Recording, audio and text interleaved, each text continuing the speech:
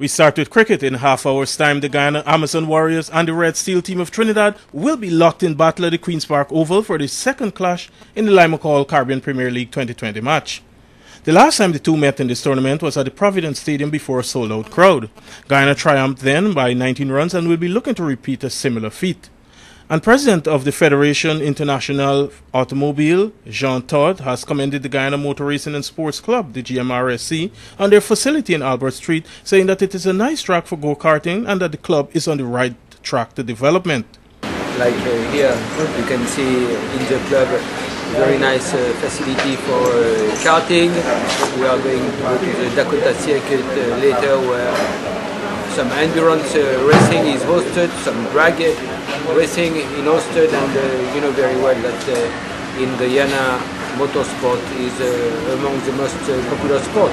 Todd held a breakfast meeting with members of the GMRSC as well as the Guyana Police Force, with whom he shared his organization's goals towards safer use of the roads. He said he is very passionate about road safety. And in a little country like Guyana, last year you had about 120 people who died on the roads, and about 40% are pedestrian.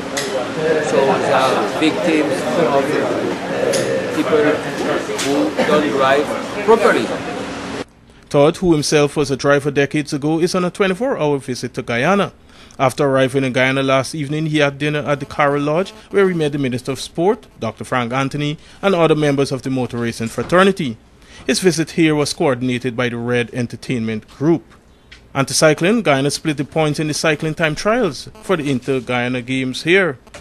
The Guyana girls lost to the Surinamese, clocking 8 minutes 22.96 seconds to their opponents' 8 minutes 7.06 seconds in their 6-kilometer ride, while the male riders outshone their counterparts 12 minutes 22.37 seconds to 13 minutes 30.46 seconds to win by more than a minute in their 10-kilometer ride to take the male title. Cycling coach Hassan Mohammed said he expects Guyana to do well and retain the overall team title in cycling. We are not underestimating the Surinamis, but I know for sure that our biases are right because we will get in a regular competition, and that's part of the preparation. And I could safely say I'm very confident and optimistic. And to horse racing, all is set for this Sunday's Digital Classic horse racing meet at the Kennard Memorial Turf Club at Bushlot on the Quarantine. According to organizer Compton Sanko, they're expecting a well-organized and exciting day of horse racing.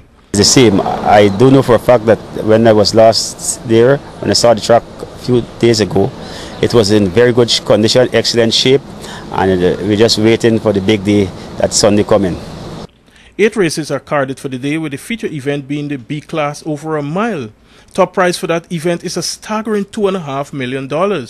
Also, for a hefty $1.3 million first prize is the mile for the 3-year-olds Guyana and West Indian born and bred horses. Total prize money for the meet is $12 million. And in football, it's a Georgetown, West Demerara and East Coast versus Upper Demerara clash as the GFF opens its season on Sunday at the GCC ground border.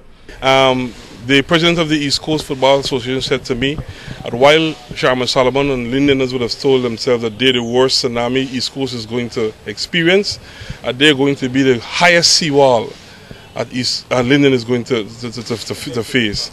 I can't remember the last time East Coast did something like that to Linden. Security and safety are also expected to be guaranteed for the fans come Sunday.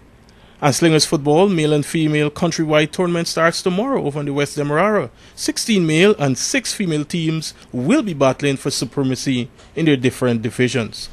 And with that, we've come to the end of our Diamond Mineral Sports for Friday. I'm Raul Collins.